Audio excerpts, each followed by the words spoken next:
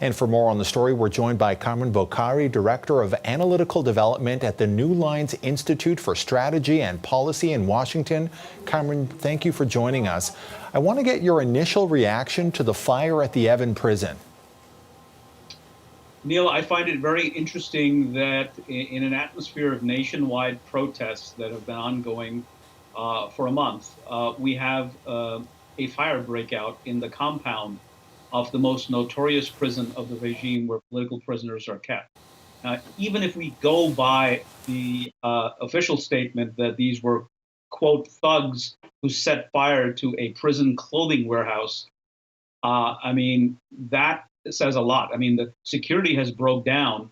This is a prison, this is a facility that the Iranian security forces take very seriously, the security of this facility. So if we have this incident, and if the government is saying that there were thugs who set fire to it, then either Iranian security isn't what it used to be, or the situation is even worse, where people are becoming far more emboldened, and maybe they even have help from inside the regime's own apparatus.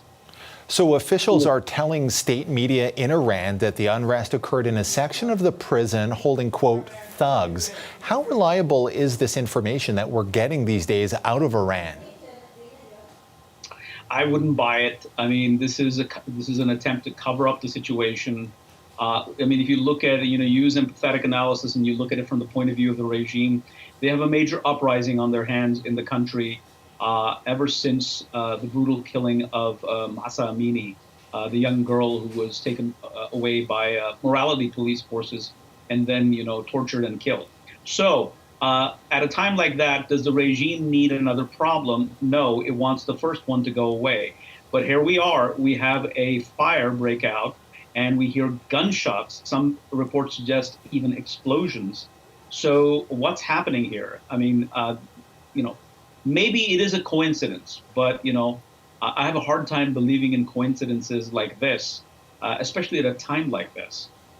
Let's talk about the Evin prison. A lot of Canadians might remember this notorious prison because that's where an Iranian-Canadian woman, Zahra Kazemi, died. Tell us about the significance of this prison in Iran. This is a prison that holds political prisoners. It's very notorious. It is where security forces also conduct very brutal interrogation. This is one of those dark dungeons, if you will, of the regime. So it evokes a lot of fear, anger, and resentment, if you will, on the part of many people, either in the country, Iranians in the country, or overseas, and especially for Iranians in Canada, as you rightfully mentioned, the journalist who was incarcerated here, tortured, and then killed. If this was started by prisoners, what does it say about the Iranian government's ability to keep control? That's what I'm trying to suggest here, is that, fires like that just don't start, and people just don't walk into a facility like that and, light the place on fire, even if it was just the warehouse and this wasn't actually in the penitentiary complex itself. So that says a lot about, the chinks in the armor of the regime. So, things are getting really dicey. There's a lot of strange activity taking place in the country. There are reports from all over the country of incidents that are really unprecedented. And it really says that at the very least, for the moment, the regime's security forces seem overwhelmed. Now, I remember more than a decade ago, there was another wave of protests that was happening in Iran. There were analysts all over the world predicting the demise of the regime. It never happened. Do you see this as a repeat of history, or do you think this time is different?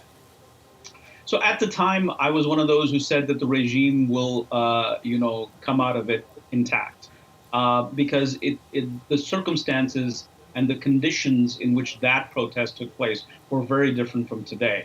And even today, I'm thinking that this regime, while severely weakened for a variety of reasons, still might be able to quell this unrest, but it's internally decaying.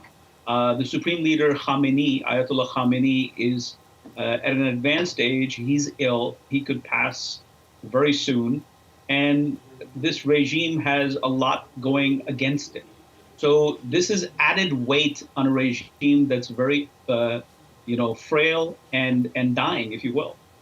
Thank you very much for your insight. Kamran Bokhari is Director of Analytical Development at the New Lines Institute for Strategy and Policy in Washington.